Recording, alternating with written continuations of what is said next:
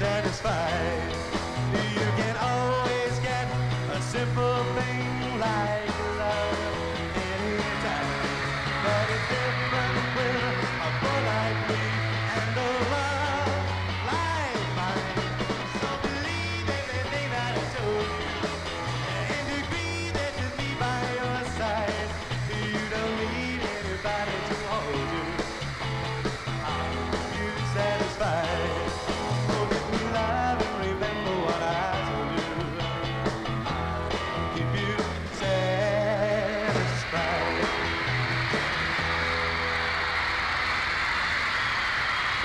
Hi everyone, it's Plastic EP from Melbourne, Australia, and let me tell you, it's not every day you get a true VIP, a true superstar, a true music legend, and I can say it because I know it. How are you today, Billy? I'm very well, thank you. Very well. What was it like being in the eye of the hurricane, the only guy that got so many songs out of the Beatles and recorded them, and they're all hits? And I personally think you did them better than the Beatles, because let me tell you why. There's so many inferior quality takings of those songs. You're the only one that recorded them. So anybody listening to the Beatles and wants to go back to that period, 63, 64, and find those hidden gems, they are just some of the greatest songs ever recorded by yourself. Well, thank you very much. You know, the thing is, you know, which a lot of people don't really recognize is, you know, people, you know, don't realize that they weren't covers. They were songs that, like, for instance, when I recorded the song, Do You Want to Know a Secret? It was just John Lennon on an acoustic guitar. And I went away and got with my band at the time, the Dakotas, and we arranged the songs and recorded them that way. And, you know, people, I tell people now that, you know, I didn't cover the Beatles. They came, it's like, you know, when I recorded the song Bad to Me, you know, John Lennon sat at the piano and played me the song, and we learned the song and made an arrangement and did it there and then. And I think we did a good job. They were tailor-made for you. That's all people have to know. Even Paul McCartney wrote From a Window just for you. The way you looked was impeccable. The band was great. The way you did the delivery, no one could do it in your style, and you made those songs your own. And I'll give you an example. I just listened now to Trains and Boats and Planes done by so many other artists, and even though the Beatles didn't write that song, you own that song. You have done the best version of that song, hands down. Well, thank you. You know, thank you so much. That's really very honorable of you to say so. You know, I mean, Trains and Boats and Planes at the time was, you know, I was in my guitar player's house in London, and we saw Burt Bacharach do it on a TV show, and it was like a choral version. And funny enough, we sat up all night and worked out how we could do it, you know. And, you know, we didn't have the technology in Great Britain at the time to make such a record. So, you know, we did a lot of playing around with, like, we used detuned guitars and different things to make it happen. And I'm very pleased that you liked it anyway, you know. Ladies and gentlemen, Billy J. Kramer and the Dakotas! Trains and boats and planes were passing by. They mean out to trip to Paris or Rome, to someone else, but not for me. The trains and the boats and planes took you away from me. We were so in love and high above. We had a star to wish upon which, when dreams came true, but not for me. The trains and the boats and planes took you away from me.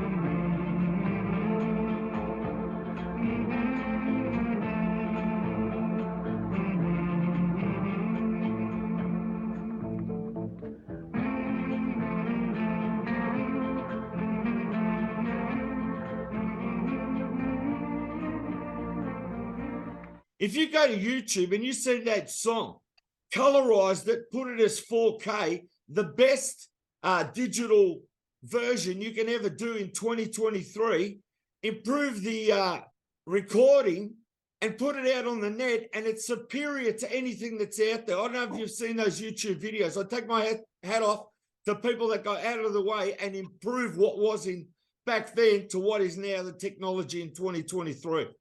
Well, thank you so much. I'm very pleased to hear that, you know.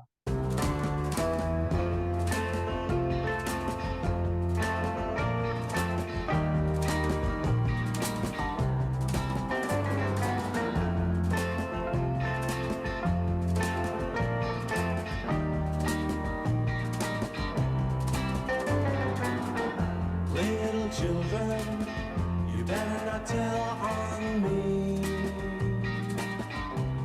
I'm telling you, little children, you better not tell what you see.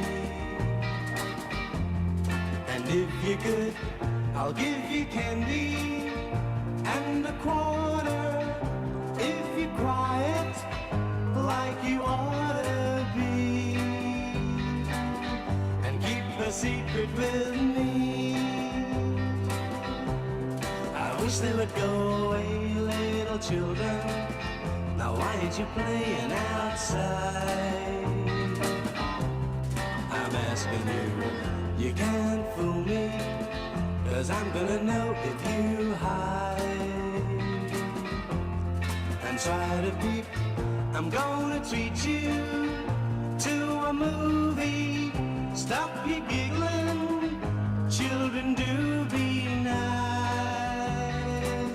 like little sugars and spice.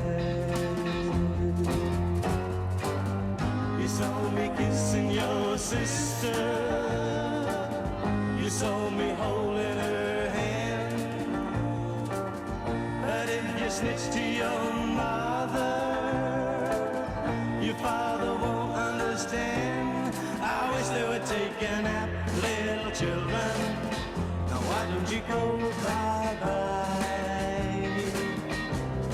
Go anywhere, little children.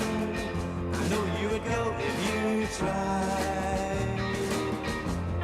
Go up the stairs, me and your sister will go and say, how can I kiss her when I'm ready to?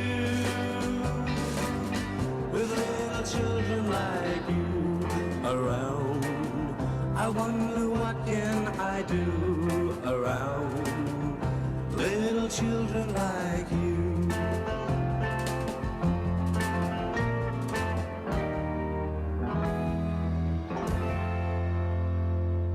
I've got some questions I want to ask you. I don't want to ask you what other people ask you every day.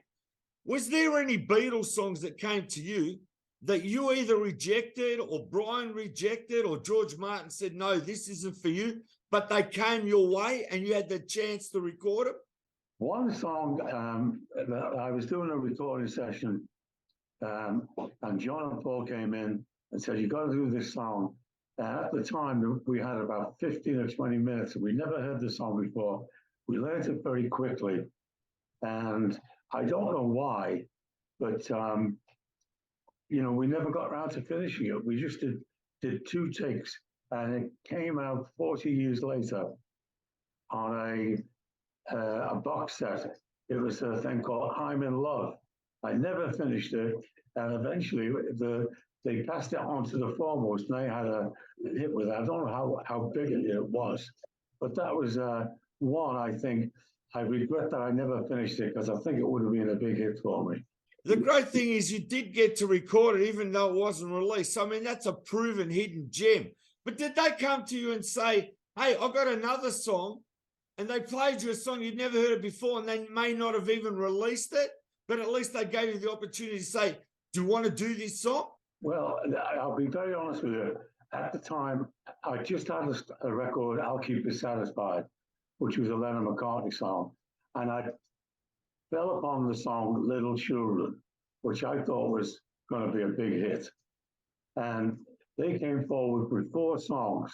I got The only one I can remember was like it went one and one is two, what am I to do now that I'm in love with you? And Brian and George Martin and Dick James wanted me to do some of them songs, and I turned them down. And they were annoyed with me. They said, you know, you've insulted the best songwriters in the world. I says, no. I said, I just think that at the moment, the best song is Little Children. And funny enough, John Lennon did say shortly afterwards, if Kramer would have done one of them songs, it would have been a disaster for his career. So, you know, you're not right all the time, but I mean, Little Children was a big hit for me, and that's all I can say, you know. Yeah, but you know, the great thing is Jerry and the Pacemakers had 3 hit songs, and John said, you got to do one of mine. And Jerry goes, no, I got enough to do. I want to do one of mine, because he wanted to make it his own and make it his style as well. So you're not the only ones to knock him back on some of the songs. Well, you know, I mean, I'll be honest with you. I mean, it's like I never asked them for a song. They always came to me and said, you know, like John Lennon came to me and said, I've written this song for you, and it was bad to me. Well, the only time I asked was I went to a theatre called ABC in Blackpool, and the Beatles were doing, I think, the last TV show they did in England. And I said to Paul, I need a song. And he sat on the front row of the theatre and played Yesterday to me. And I said, no, I said, I want a rock and roll song. And it might seem crazy turning down a song like that, but you know, the only way I look at it is I just had a hit with Trains, Boats and Planes, and I wanted to do more of an up-tempo rock and roll song, and I think that's, you know, where my head was at the time. But a couple of weeks later, everybody in the world did Yesterday, and I hit with it, you know. If you ever leave me, I'll be sad and blue. Don't you ever leave me, I'm so in love with you. The birds in the sky would be sad and lonely if they knew that I'd lost my one and only. They'd be sad if you're back to me. The leaves on the trees would be softly sighing if they heard from the breeze that you left me crying. They'd be sad. Don't be bad to me. But I know you won't leave me, 'cause you told me so. And I've no intention of letting you go, just as long as you let me know you won't be bad to me. So the birds in the sky won't be sad and lonely, 'cause they know that I've got my one and only. They'll be glad you're not bad to me.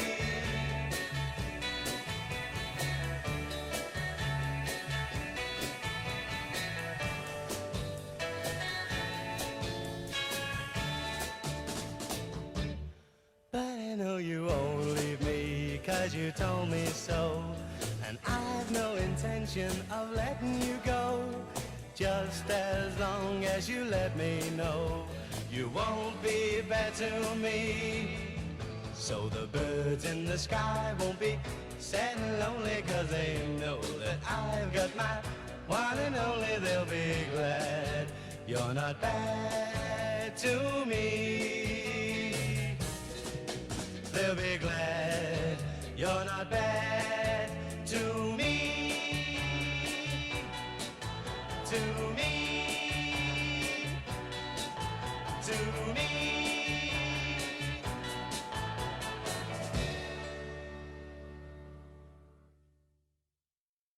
How unique is it being managed by Brian Epstein? You got the Beatles as your bandmates and your friends.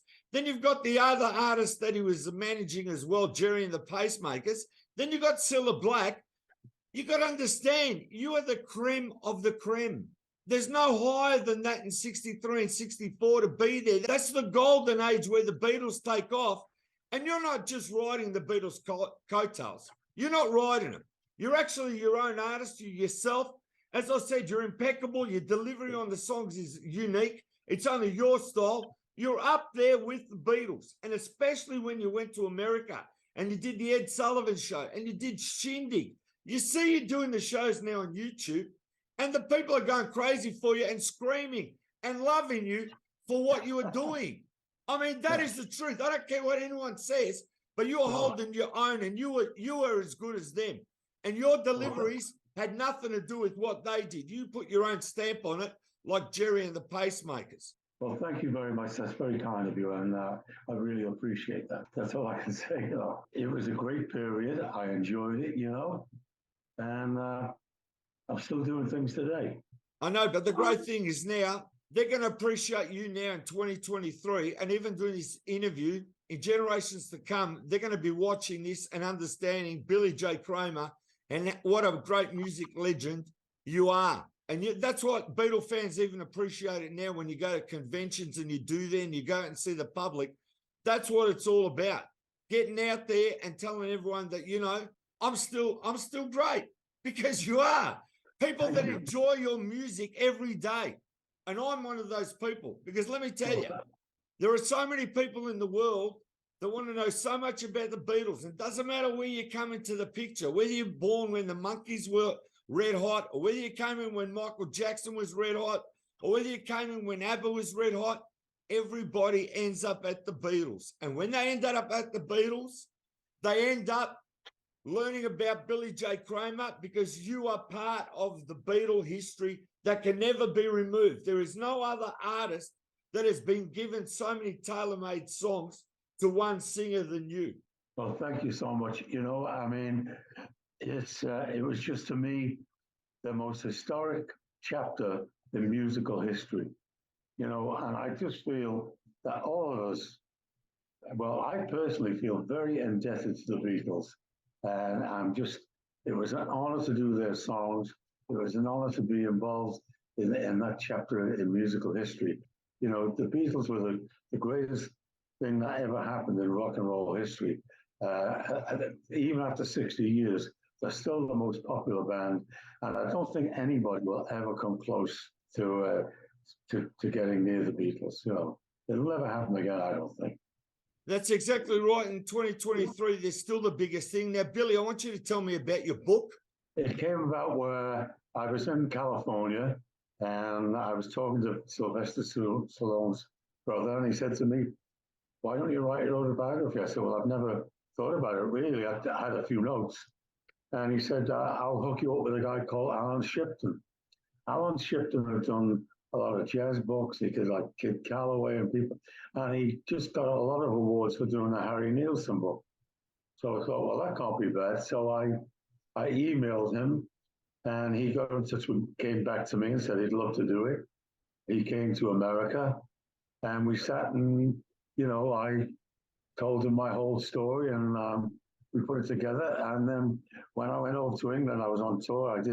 I was in England. I did a 50-day tour, and he came with me and spent a lot of time.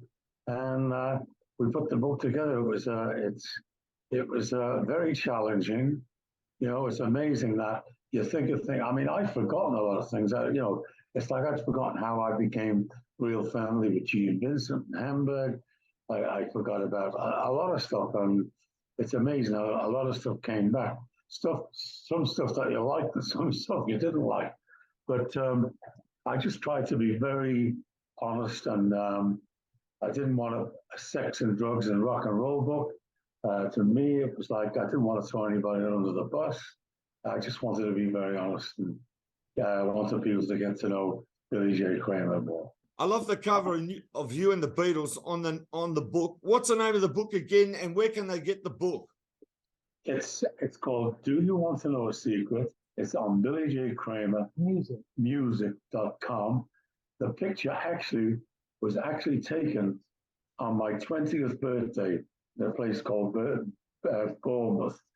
And that was the day John Lennon talked to me about the song Bad to Me. And I always say, what a gift for your 20th birthday. Now, speaking about books, I just want to say, Charles Rosenau's got a new book right out called The Book of Top 10 Beatle Lists. That's a fantastic book. It's just come out. We want people to go and see it. But not only that, I want to tell you about another book, right? This one's called the songs the Beatles gave away by Colin Hall, and Colin Hall, of course, is looking after Mendips. He's the person that looks after Mendips. And there's so much here about you. And look at this fantastic photo of Tommy Quigley, Cilla Black, yourself, and Brian Epstein. I mean, what another fabulous book that's just come out on the songs the Beatles gave away. And of course, you're in it because most of the songs went to Billy J. Kramer. That is unbelievable. That's amazing.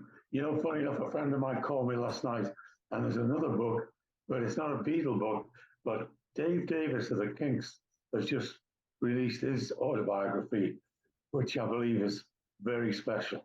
He's a really good friend of mine. I'm looking forward to getting it and reading it, you know. I want to say, what's happening in the world today? Isn't it amazing that you're everywhere? You're on Spotify, you're on iTunes, you're everywhere. And all these new generations of fans, they just type in the word Billy J. Kramer, and there you are all over the world now, instant, even on YouTube. Isn't that totally amazing? I think it's amazing, and it's really great because I think that people are always saying to me about the stuff that young kids are listening to now, that it's not good and this, that, and that. I just think that, when kids are exposed to the Beatles music and the music of the 60s, they quickly go to it, and they love it. And it's not, I noticed like at a lot of the conventions and things that I've been doing, that a lot of young fans are there, and it's great to meet them and say hello. Being there in Liverpool, right, and being there when the Beatles take off, I mean, how amazing was it when Brian said, you're going on the Ed Sullivan show, you're going to go and do Shindig, you're going to do this. How was it when you went to the USA for the first time and Beatlemania had exploded, and then Billy J. Kramer mania had exploded when you performed live on TV? How was that? It was very exciting, but it was a bit scary. I mean, when you think, it's when you're in a TV show, and you think that 70 million people are going to be looking at you. The Tammy show was also an unbelievable experience to do a show with the Rolling Stones, James Brown, the Beach Boys, Jan and Dean, Chuck Berry, Marvin Gaye, the Supremes, the Beach Boys. It was an amazing show to do, Yeah, Steve Binder did an amazing job with the Tammy show. It's so fantastic that you were on it. And as I said, doing that NBC special of Elvis to come back to in 1968 is great. And I've just heard that he's going to do another documentary on behind the scenes of that NBC Elvis special. It was reported in the UK. I hope so. I mean, Steve and I have been very close friends for a lot of years, a great man. Did you get your suits where the Beatles got their suits through Doug Milling in London? Where did you get your stuff? Well, originally, I'll be honest with you, when I started, I used to wear a lot of flamboyant clothes. And when I joined the Dakotas, one of the first things Brian Epstein said to me is, we're going to put away the Christmas tree. And he took me to Dougie Millings, and Dougie Millings made my first stage suits. And I stuck with Dougie Millings for a while. Then I moved on to different people, over time, I had stuff made by a guy called Colin Wilde, a guy called Tony Bone, and other people, I also had a lot of shirts made by a company from Scotland, believe it or not. They used to come around to the theatres with these books of material, and we'd order the shirts and they send them to us. But I use a lot of different people. When you're playing these theatres and when you're doing these shows, and you got these girls going crazy for the Beatles and yourself, I mean, that must have been so wild once the mania took off and you're trying to travel around and have a normal life and you can't. That's what happened, isn't it? Well, I'll tell you, back then, you see, there was no real security. And I'll be honest with you, you'd get up in the morning, there'd be thousands of girls outside the hotel. You'd get on a bus, you'd arrive at the theatre, you have to fight your way through the crowds. There was more people outside the theatre than what there was inside. And I'll be honest with you, we were all starving most of the time because there was no Pizza Hut, there was no McDonald's or there was no takeaways. You know, most of the time we lived on sandwiches back at the hotel late at night. You know, and that's why we all ended up skinny. You know. And what about fish and chips? That must have been a delight when you could get that. Well, it was, but it wasn't very often. You know, I mean, it's amazing really because I remember sort of like being in Edinburgh one day, and I walked out the hotel to go and buy myself a ball pen, and I had this three-piece suit on that I had made in Savile Row, and about 10 girls noticed me in the street. They attacked me, you know, and the suit went. So you know, that's the way it was.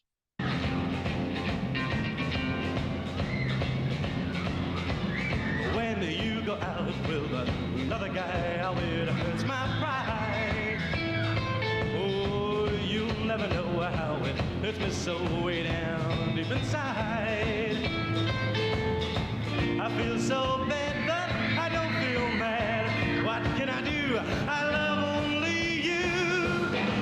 And so I follow my word, swallow my pride, and then I keep it inside because I heard that pride is such a little word. I took you out just the other night to a movie show. Oh, right to the end of you, so friend, I said you'd have to go. You walked away and left me alone. What could I say when he walked you home? I had to swallow my pride, keep it inside because I heard that pride is such a little word.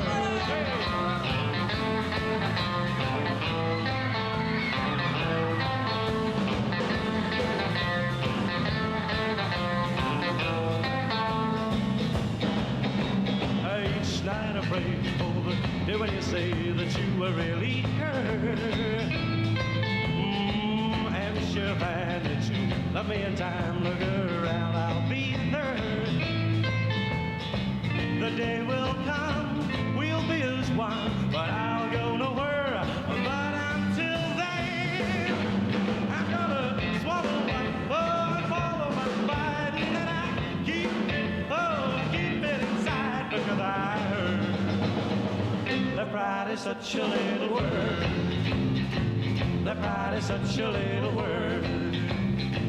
That pride is such a little word. And you know, when you see these Austin Power movies, I mean, Swinging London, like in 67 and all that, I mean, how groovy was all that scene? Yeah, it was crazy. London was the cultural center of the world back then. Yes, it was. You know, it was the cultural center of the world, and it's amazing. You know, I used to spend a lot of time in London. I used to stay at a hotel called the Hyde Park Towers in Bayswater, and all the bands used to stay there. I met Jimi Hendrix there when he first came to England, and we used to all hang out at the bar late at night. And it was a good scene, you know. And we all used to go to clubs, the Cromwellian Club, the Bag of Nails, the Scottish St. James. You know, a lot of fun. You must have hanged out with the Beatles quite a bit too, Billy. Oh yeah, because I mean, we used to go down clubs after midnight, you know, and let's face it. I mean, I was on the tours that I did with the Beatles. It wasn't like one night stands. We did weeks in each town, and I'd be with them every day. And you know, I think that was the thing that I knew the Beatles before they were successful around Liverpool, and when they were successful, you know, it was amazing because I mean, they used to walk in my dressing room, I'd walk in their dressing room. You know, they'd walk in, they'd use my hairbrush, I'd use theirs. Believe it or not, in the whole time, I never asked for an autograph even. What about Jerry and the Pacemakers? Did you hang out with those guys? I did tours with Jerry. I mean, I toured England with Jerry. I toured America with Jerry, with Paul Revere and the Razors, Sonny and Cher. I did a whole tour. I toured Australia with Jerry. What year was that? Oh, I think I did. I did Australia in '73 with Jerry, with the Searchers and Manfred Mann and a lot of other people. I love Australia. I had a great time there.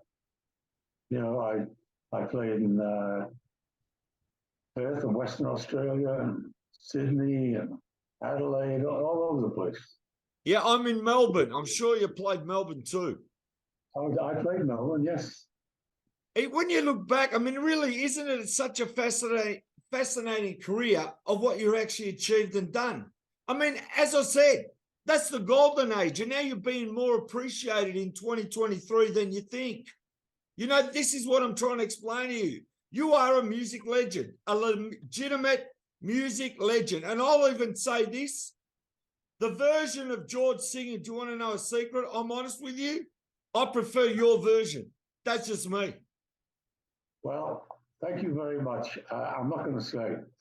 I'm not going to say. I mean, I'll be honest with you. I just try to make a good record. When I recorded "Do You Want to Know a Secret," I'll be honest with you. I just did a test with George Martin, and I don't think I was at the top of my game that day. And I was very surprised when I got a call to tell me that he was going to release it, and it took me by surprise, to tell you the truth. I did this show called Sin at 6:30 in Manchester, and the next thing, "Do You Want to Know a Secret" was a big hit, and it totally took me by surprise. I was just this blue-collar kid, and I go to Manchester. That's just Billy Kramer, and I go back, and there's 1,000 kids outside the house, and my life was upside down overnight. Tell me about the CD, Billy. I Won the Fight. The CD I Won the Fight was my last CD. It was I wrote the song "I Won the Fight," and I wrote a song called "Liverpool with Love," which I did to get Brian Epstein into the Rock and Roll Hall of Fame, because I felt that Brian had discovered the biggest rock and roll band in the world that's ever been, and I felt that he'd been given the cold shoulder. I felt that he'd been forgotten, and I wanted to remind people of a man that had given so much pleasure to the world in discovering the Beatles and their music. And I did this song "Liverpool with Love" that I sang at all the conventions and Beatle fests. And there was a line in it where I said, "Something always bothered me, and no one will explain," which they wouldn't when I asked them. But why isn't Brian Epstein in the Rock and Roll Hall of Fame? And this got around, and a year later, Brian got into the Rock and Roll Hall of Fame. And that's on the CD, "I Won the Fight." When you look back at the golden period, and as I said, you're getting out and going to conventions and seeing your fans out there in the public and signing CDs, and people discovering your music, that, believe me, it's going to live on forever, because it is part of the Beatles. It's never going away. And that is like, I cannot even fathom or think what it must have been like to get up every morning, go to the Dakotas, go and play somewhere live, go and entertain people, and be part of that golden age that's never coming back again. That is like the most unique thing. That part that you lived in your life will go forever. It's just an amazing thing, it still amazes me, after all this time. It's, what can I say? I'm just glad that I was a part of it. Well, I just want to say you're very humble. I want people to go out and get your CD. I want people to go out and get your book. And as I said, for all the new generation fans that watch all the shows that I do on the Beatles, this is one of the greatest interviews I've done. And Billy J. Kramer is a music legend that will live on forever. And you know what, Billy? I thank you so much for your time. Thank you so much. It's been a pleasure. And anytime in the future you want to talk, call me. I'll do it with pleasure. Thank you so much. Late yesterday night, I saw a light shine from a window.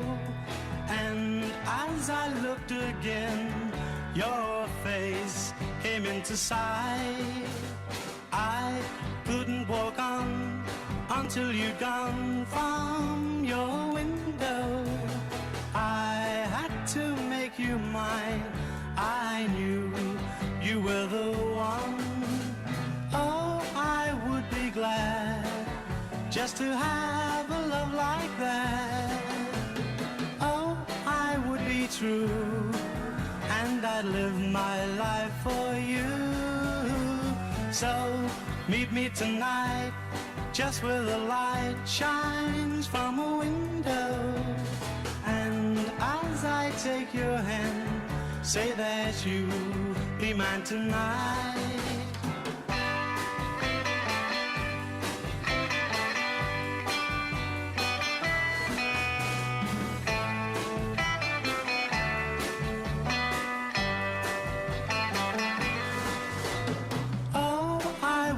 Glad just to have a love like that.